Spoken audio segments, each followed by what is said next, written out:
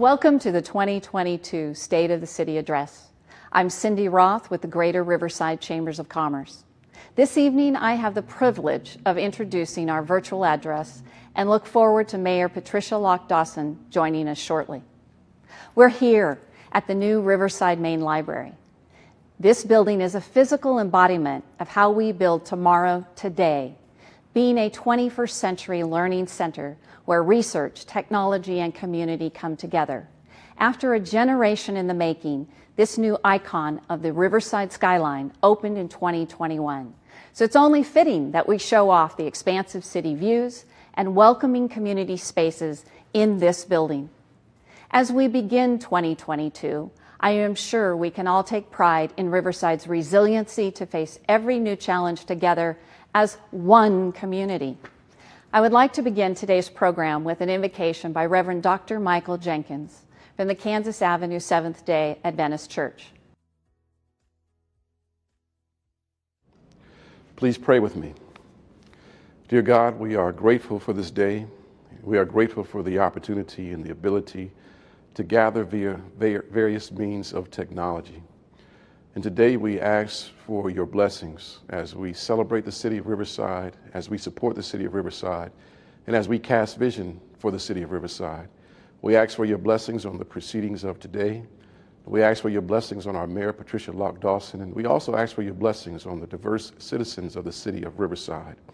And as we focus on a collective tomorrow, we are praying that your blessings result in a greater tomorrow for Riverside than today and yesterday.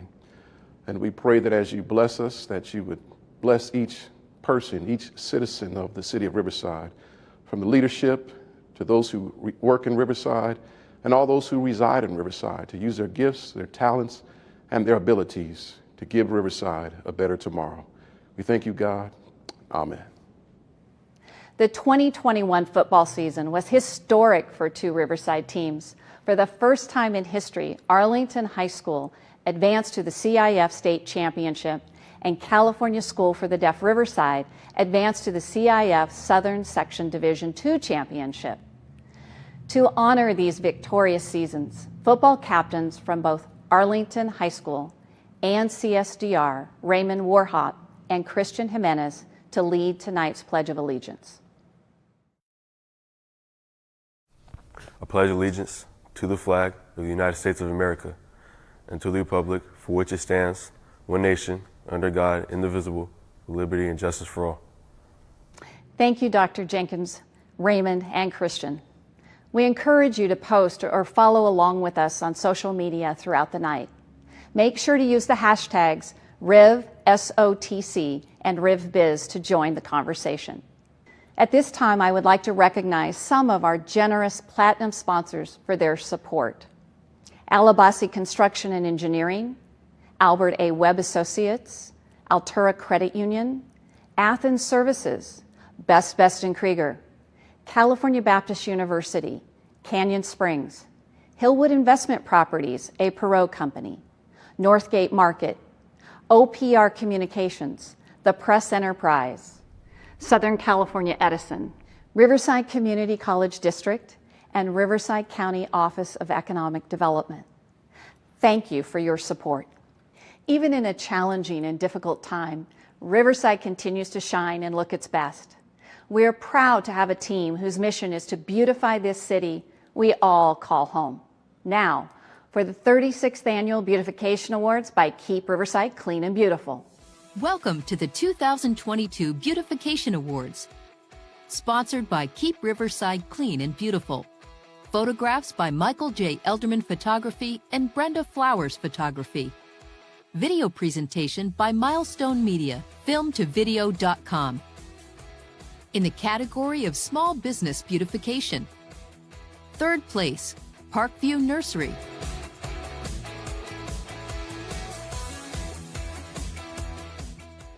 Second place, Lavis Tax Wealth Management.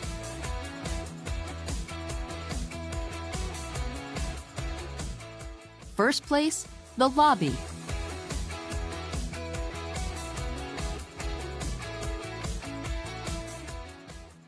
Maintenance of existing facilities and landscaping. Third place, Grant Education Center.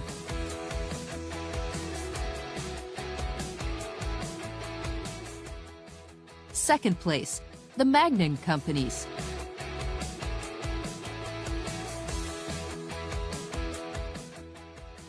First place, University of California, Riverside, Glenmore Housing. Exterior reconstruction with landscaping. Third place, Lincoln Business Center.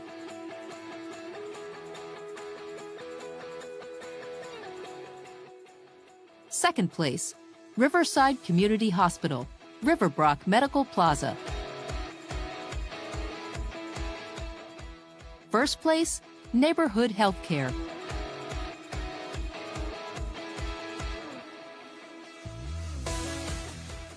New construction with landscaping. Third place, Fitness Mania.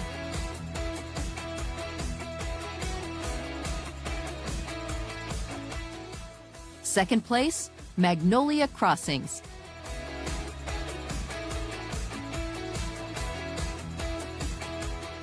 First place, Centerpoint at Market Apartments.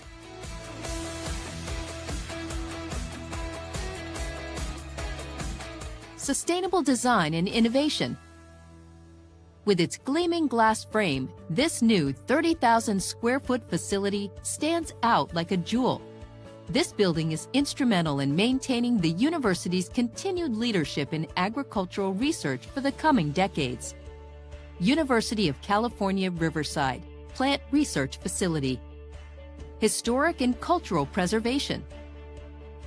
This cemetery at the base of Mount Rubidoux is a window to Riverside's past as a place where history and community come together. The cemetery has preserved Riverside's beginnings with the final resting place of early settlers and community leaders, such as John Wesley North, Frank Miller, and Eliza Tibbetts at the foot of the mountain. Evergreen Memorial Historic Cemetery. Chairman's Award. Hats off to the awe-inspiring additions and beautiful landscaping completed throughout several school campuses this past year. Riverside Unified School District renovations. Harrison Elementary, John Adams Elementary, Madison Elementary, Thomas Jefferson Elementary, and Riverside Polytechnic High. Mayor's Award. Taking a walk on the historic Main Street pedestrian mall in the heart of downtown, 6 stunning statues anchor this walkway and honor iconic figures of both local and international acclaim. Civil Rights Walk on Riverside's Main Street Mall. Cesar Chavez, Mahatma Gandhi, An Chang Ho, Dr. Martin Luther King Jr., Eliza Tibbetts, and Staff Sergeant Ismael R. Villegas. Award of Distinction. Riverside's newest state-of-the-art building houses one of the largest and most advanced vehicle emissions testing and research facilities in the world. The architecture is LEED Platinum certified and to date, the single largest net zero energy structure in the nation. The new California Air Resources Board, Southern California headquarters.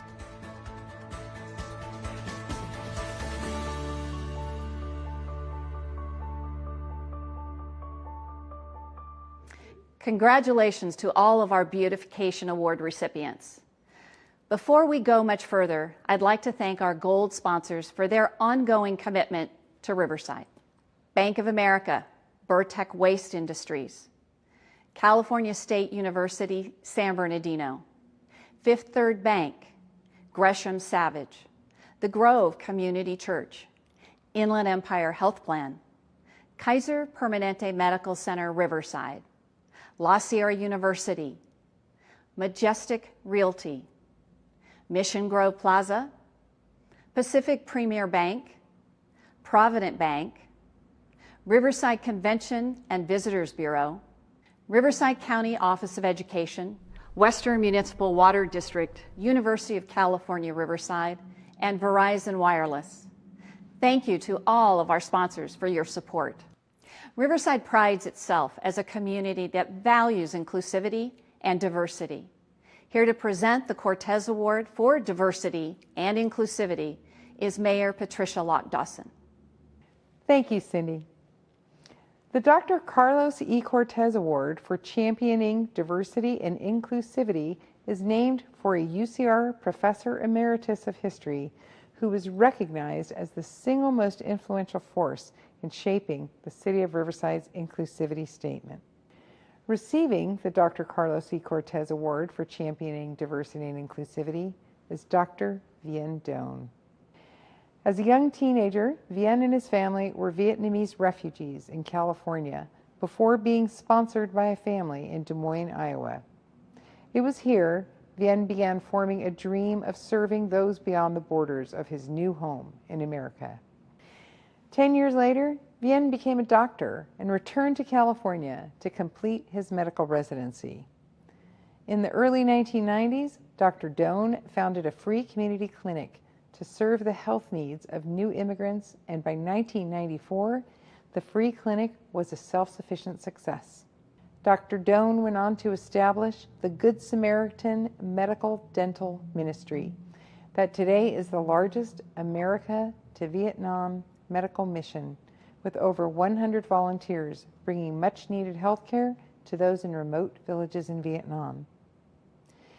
In 2014, Dr. Doan was appointed by former Mayor Ron Leveridge to lead the Riverside Can Tha Vietnam Sister City Committee. After nearly 10 years in this role, Dr. Doan has been one of Riverside's premier international humanitarians. In mid-2021, when COVID-19 raged across the country of India, Dr. Doan jumped into action, leading efforts with our Hyderabad, India Sister City Committee to raise $30,000 in donations for purchasing and transporting ventilators, oxygen concentrators, and other COVID aid from Riverside to Hyderabad. His work has and continues to save lives. Dr. Doan is tireless, passionate, and committed, and above all, worthy to be honored for his hand in making Riverside and our world a healthier and fairer place. With deep gratitude, I thank Dr. Vien Doan for his dedication to our city and present him with this honor. Good evening, ladies and gentlemen. Mayor Locke Dawson, I am extremely honored to be receiving the prestigious Carlos E. Cortez Award tonight. Mayor Locke Dawson, I am earnestly grateful for the recognition. I am humbled to receive it. I came to America as a teenager at the end of the Vietnam War with the help of the U.S. Navy. I knew nothing about this country other than her name. Nearly 40 years later, I am proud to say that America is the greatest nation on earth, and the generosities of the American people are unmatched.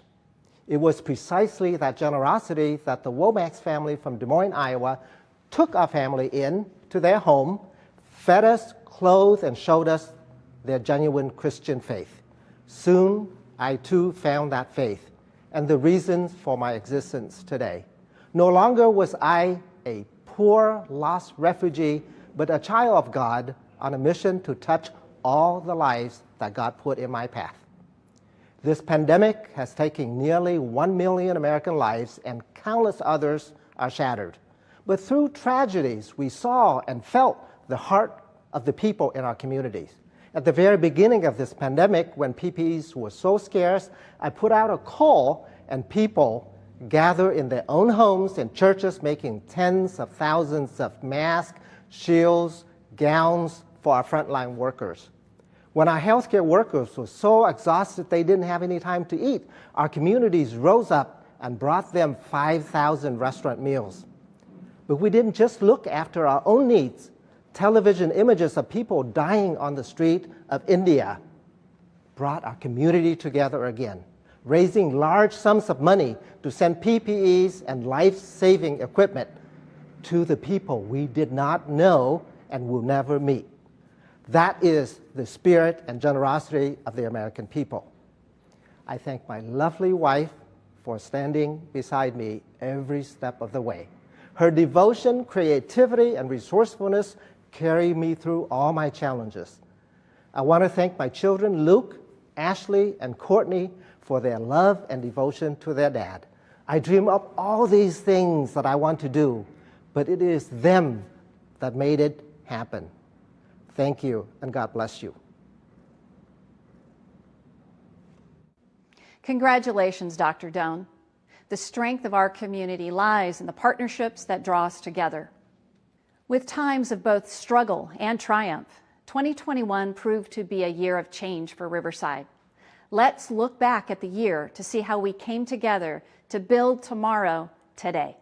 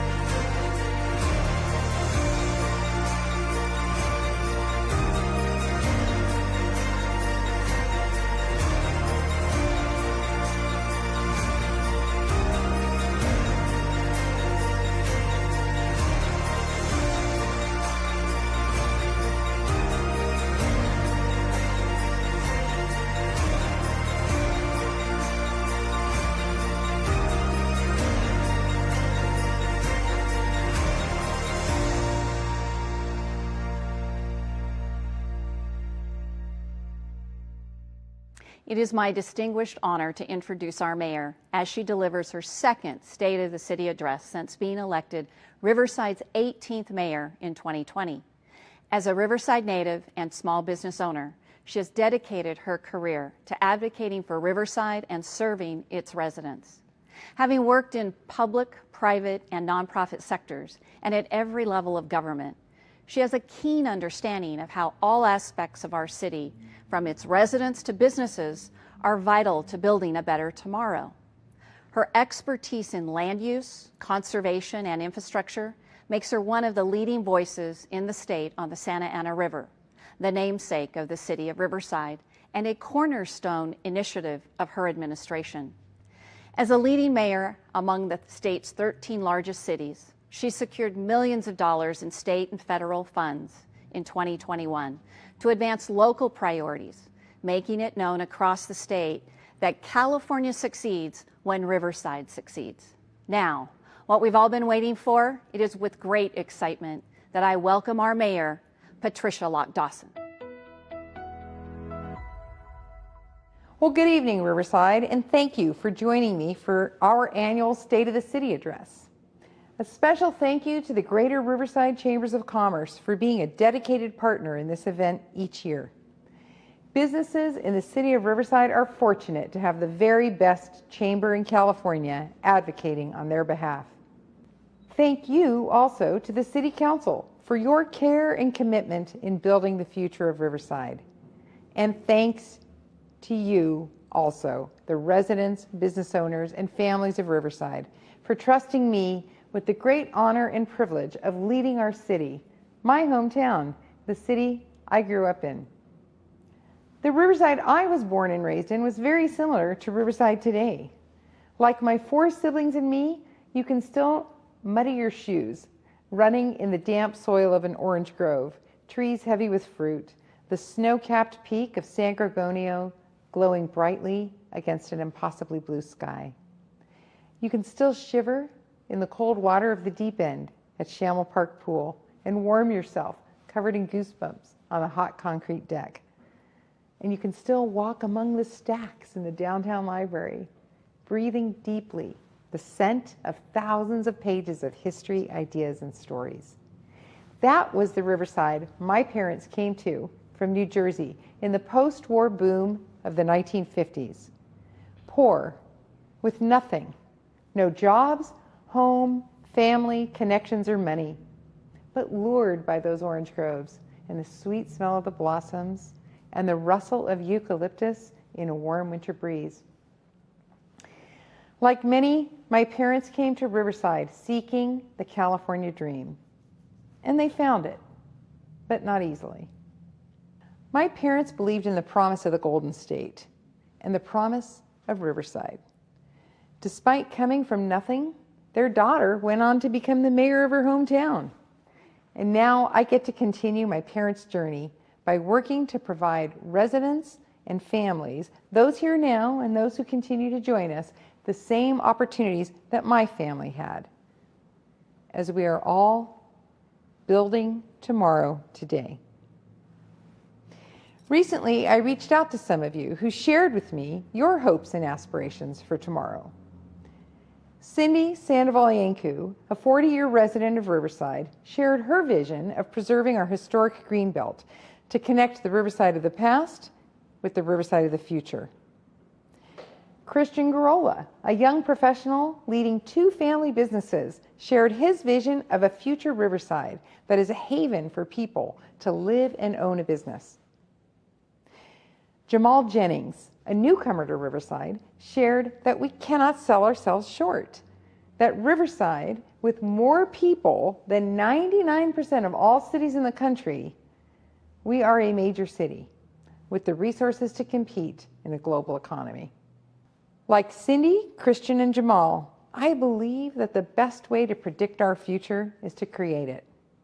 And in Riverside, we are creating our future by focusing on 3 signature themes: reinventing our economy through arts, innovation, and industry, reimagining the river, and revitalizing our downtown, and ensuring a livable Riverside where people choose to live where they work and flourish.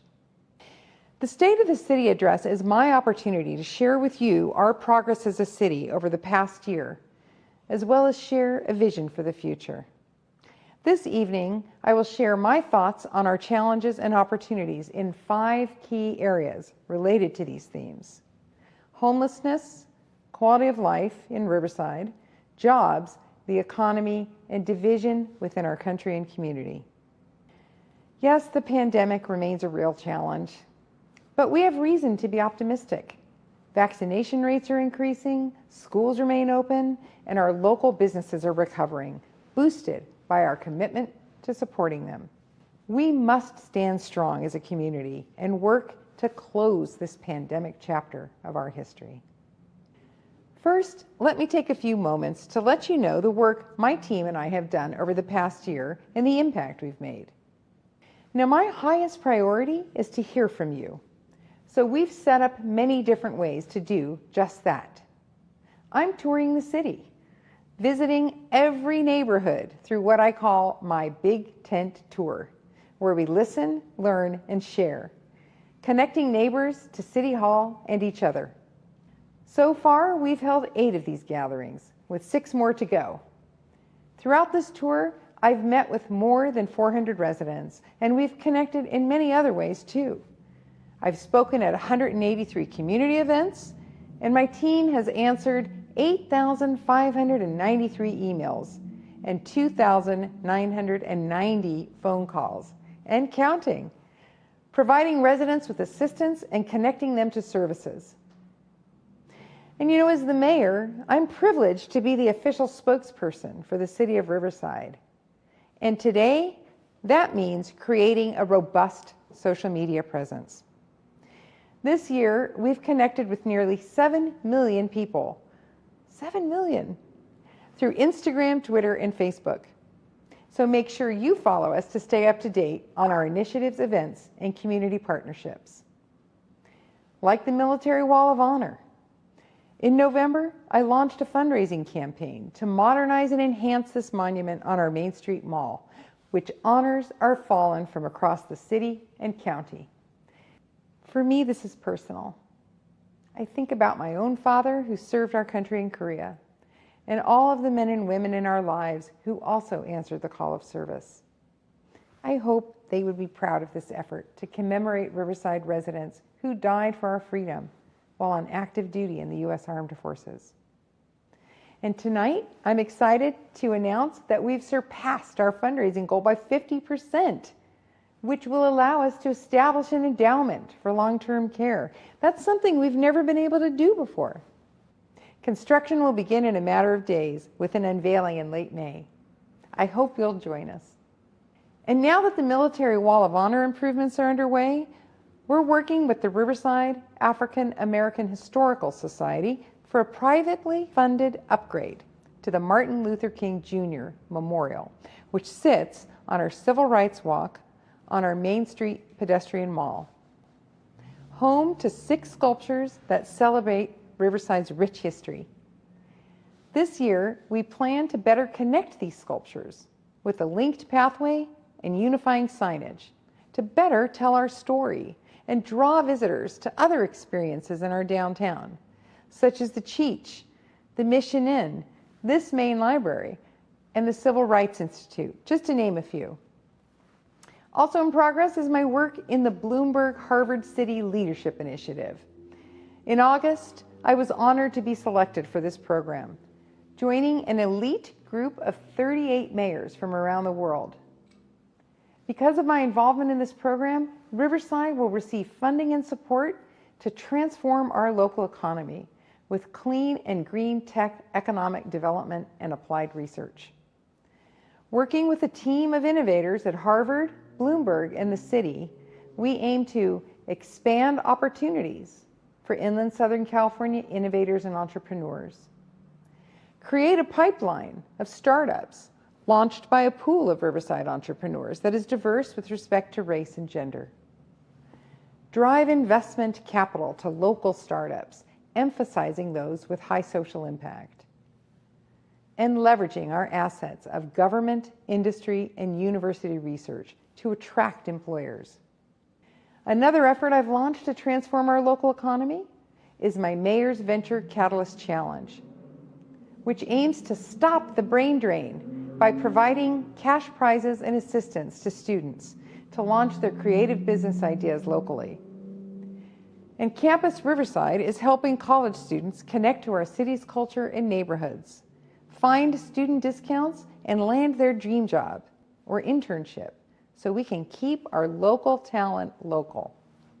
We're building tomorrow today by creating opportunities for Riverside's youth through our Cal Volunteers $4.4 million Youth Workforce Development Grant, which focuses on prevention, providing career pathways for youth in our community who have been affected by the pandemic, with the goal of preventing youth homelessness and bolstering youth job training.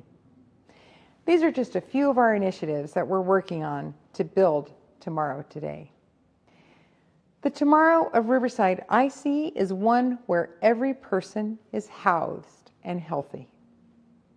I've heard from many of you who are feeling discouraged about the challenge of homelessness, and I share your frustration. It's the #1 challenge facing our city and our state today, affecting people like Alice, or at least that's what I've taken to calling her. Alice lives behind the dumpster in the business park around the corner from my house. I see her every day, unkempt hair, face dirty. Sometimes she talks on an imaginary cell phone or has conversations with people I don't see. When it rains, she wraps a black trash bag around herself. She started limping a couple of weeks ago, and she is really struggling to walk now. Alice has resisted every offer of service that we have given her. You all know Alice, the person who hangs out on the street corner, hollering, pulling her pants down, while you cross to the other side of the street and shake your head, thinking, wow, I wish the city would do something. And we are. Just this past year, I secured $8 million in funding through my work in the Big City Mayors Coalition, a group of mayors from the 13 largest cities in California, advising the state on local issues. This $8 million is funding we can use as we see fit, such as adding more shelter capacity and bridge housing. In 2021, we served over 161 homeless individuals, resulting in 60 housing placements. We also added 50 new recuperative care beds for those who need additional medical care after leaving a hospital, while also stabilizing individuals with mental health conditions, so we can keep them out of our emergency rooms. But while building housing is important to the overall effort to address homelessness, we can't just build shelter. We need to supplement that work with new approaches driven by data that help two of the most vulnerable populations, those suffering from mental illness like Alice, and those suffering from addiction like Paul. I met Paul at the Salvation Army. He struggled with substance abuse. He had lost his job, his house, and his family. Paul entered the Salvation Army's First Impressions program, where he was able to find a job and work for the stability he needed to end his 30-year cycle of homelessness and substance abuse. He went from homeless to housed and now works with the Salvation Army to assist those in similar circumstances. We know through the success of Paul and those like him that this program works. And I believe we should start with what's already working and build on that rather than start from scratch. So this year, I'm hoping to expand the Salvation Army's efforts with a $1 million grant from the state's Clean California Grant Program. We've partnered with the Governor's Office, Caltrans, and the Salvation Army to increase the number of participants while also beautifying our city through litter removal and tree planting. And finally, let me be clear. Our state has a mental health and substance abuse crisis. And too often, people who need treatment decline assistance or do not have the capacity to accept it. That needs to change. Change in the form of new legislation and partnerships with the county and state. This could include expanding conservatorships, providing more facilities to address mental and behavioral health issues, and expanding regional efforts to address the need across our county. This year, I'll work with my fellow big city mayors and mayors from our surrounding local cities to push for meaningful state legislation that will make a difference. We must make it easier to help those who cannot help themselves and ensure proper mental health care and rehabilitation is being provided for Alice and those who need it most. Of course, to be able to provide for our residents, we must have a strong economy.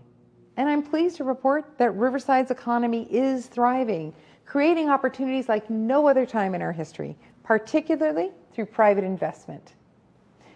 This past year, I created an Economic Advisory Council comprising industry leaders and business owners from a diverse array of sectors and backgrounds to advise me on the types of initiatives and incentives that will create fertile conditions for business and job creation. Their advice and insights have challenged me to rethink our approaches to attracting and retaining businesses, while rewarding and growing the businesses that have already chosen Riverside as their home.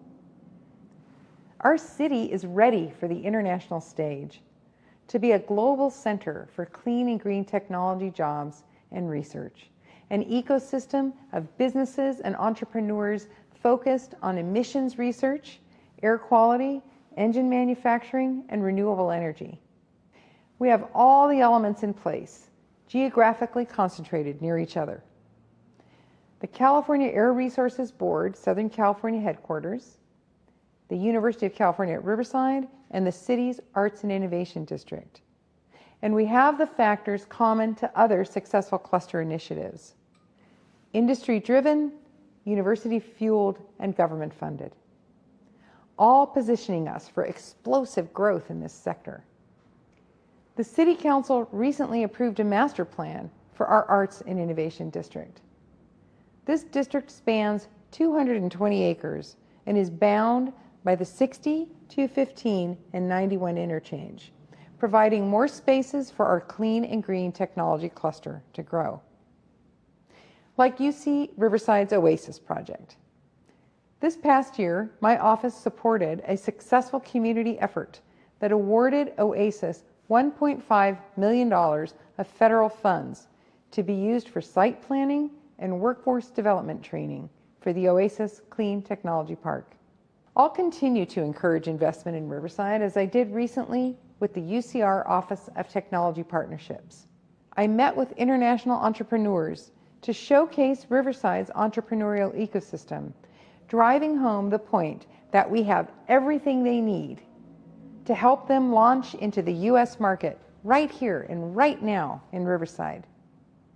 Entrepreneurs like Tradish, who launched a food delivery platform allowing at-home chefs, many of whom lost their jobs over the course of the pandemic, to enter the home-to-home food sharing economy. Tradish, initially from Canada, chose to move to Riverside because we were among the first to approve the operation of micro-enterprise home kitchens. To support a thriving economy, we must have a dynamic downtown with eclectic and diverse food and entertainment options, and a flourishing arts scene. Art is more than just beautification. It's a true economic driver. Did you know that for every dollar spent on arts-related entertainment, $3.35 comes back to our local economy? The city is expanding its investment in the arts with multiple new large-scale murals, such as the 3-story mural painted by Darren Villegas just beyond this window, and several others slated to take place this spring, not just in downtown, but across our city. And this summer, we'll see the opening of the Cheech Marin Center for Chicano Art and Culture, an international sensation that will breathe new life into downtown's art scene. Completion of this new main library with its iconic architecture leverages such transformational efforts that are happening right now. Just look around downtown. New restaurants and shops have opened. Historic buildings that have been blighted for years are currently in various stages of restoration to open soon. And scores of new apartments are bringing new residents to the downtown core, such as the long-anticipated housing development project, The Mark, named in honor of my dear friend, champion of Riverside, survivor of the Holocaust, and nationally renowned housing developer, the late Mark Rubin. Riverside is meeting the future, but honoring our past with these and other developments from a strong financial position. We've made good on our promise of responsible fiscal stewardship at the city, a promise I also made to Riverside while campaigning to be your mayor. But we also have you, our community members, to thank for helping our city maintain its fiscal strength. A huge thank you is in order to our residents for your commitment to buy local, which has generated a surplus in our city budget. COVID threatened to wreak havoc on local governments across the nation, but in Riverside, we've seen the opposite. Our sales tax revenues increased 15% year over year. As a result, Riverside expects a budget surplus of $7 to $10 million when this fiscal year ends June 30th. A robust economy also ensures that we have the financial resources to preserve and maintain our quality of life. I want every resident of our city to feel safe walking our streets and trails and neighborhoods. Decreasing and deterring crime must be a key priority. Here in Riverside, we're grateful to and supportive of our first responders. To our police officers, we thank you for ensuring our safety daily. To our firefighters, we thank you for responding to our emergencies quickly and effectively. Rest assured, we will continue to provide the Riverside Police and Fire Departments with the tools they need to be successful in keeping our city safe. Like we have this past year, using Measure Z funds for what they were intended. $10 million for new police helicopters and $2 million for 2 new fire engines. Ensuring a livable Riverside means ensuring a place that shines and thrives and draws new residents like it did my parents. A city that instills pride of place without reservation and gives hope. To that end, we're focusing on issues like road improvements, sustainability, and barriers to housing. Since I was elected mayor in 2020, we've allocated more dollars for infrastructure projects than in the last 15 years. In 2021 alone, nearly 25 miles of road were repaved, 100,000 square feet of new sidewalks installed, 300,000 square feet of potholes repaired, and over 12,000 street trees trimmed, with more to come this year, as Riverside will directly benefit from the recently passed federal infrastructure law. You may have heard that Riverside is charged by the state with zoning for 18,000 new housing units in the next 8 years. That doesn't necessarily mean they will be built, but we need to plan to accommodate them. This is a challenge, and we plan to meet that challenge by managing future development, traffic, and density responsibly, as well as ensuring affordability. You know, beyond just meeting our responsibilities, we also have big opportunities, like reimagining the river that runs along our great city. It's an asset we've left untapped or underutilized for too long. 11 miles of nature, parks, trails, and open space. With the support of my colleagues and co-chairs, Councilmember Edwards and Councilmember Hemingway, I launched the Santa Ana River Working Group, which was tasked with answering the following question. What would it look like for the city of Riverside to transform its reach of the Santa Ana River into a driver for economic growth and a destination to be enjoyed by families for generations? This committee's work, and I thank them for this, ultimately led to detailed recommendations, including surveying residents, exploring the creation of a community-led group to continue our work, and identifying potential development opportunities and constraints along the river, and more. The working group's effort builds on the Riverside Gateway Project, a $1.7 million planning effort that I brought to the city prior to becoming mayor. This project identifies 9 areas along the river for park improvements, such as trailheads, restrooms, and connecting trails. Community input will ultimately determine exact amenities. But stop for a moment now and imagine, if you can, sipping a cold drink on a shaded patio, warm breeze on your skin, birdsong surrounding you, enjoying the scenery of the wild and beautiful Santa Ana River. Festivals, bike paths connected to downtown, breweries, bike rentals. Let your imagination run wild, just like the river. Now, finally, I want to turn to what I am probably most passionate about and what I hope all leaders are deeply concerned about today: bridging the division in our society. For we cannot dream of, much less build tomorrow, if we cannot come together. Our country, our democracy, our city is threatened by divisions, a crisis we cannot ignore. This past year, I launched the Mayor's Bipartisan Forum, enlisting 14 community members with diverse, even opposing political ideologies to help drive solutions to our city's mental health and homelessness crisis. I want to thank them for their goodwill and commitment to our city. Since October, this group has reviewed state laws and legislative proposals to see how we can build consensus around solutions and take steps to make a difference. Riverside is leading the discussion.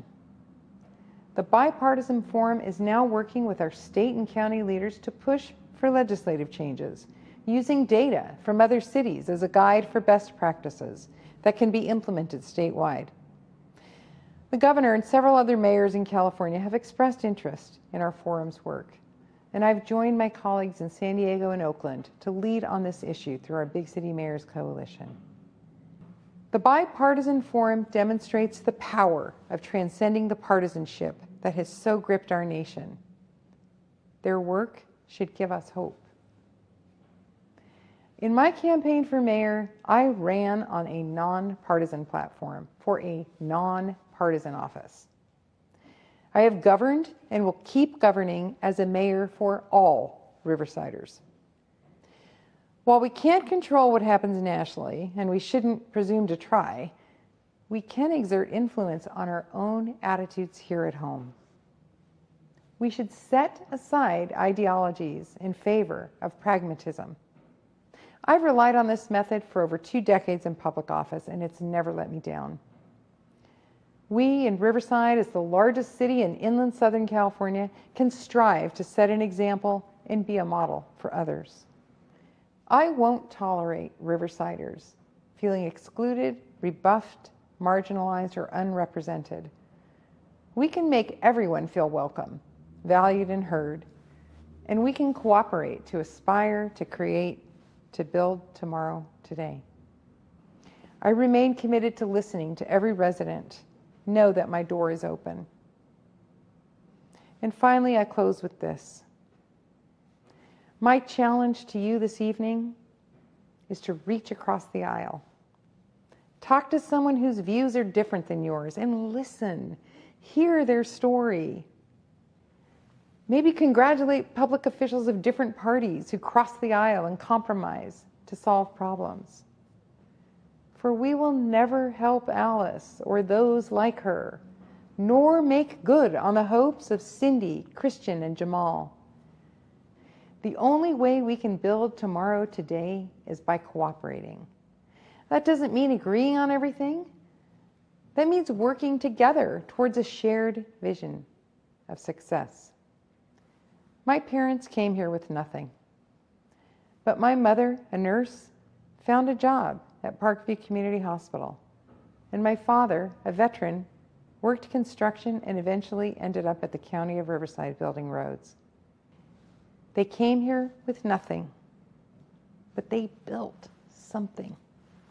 They built a life, a home, a family. And our family story is the story of thousands of Riversiders who, for the same reasons, continue to call this place home and build their tomorrows here. A tomorrow full of opportunity, promise, and unwavering prosperity. Thank you for listening. Good night, and God bless the city of Riverside. Thank you, Mayor Locke Dawson. It's an honor to partner with you, your team, and the community at large as we usher tomorrow in today. I want to thank all of you, our viewers, for tuning into today's program and look forward to a healthy and positive 2022.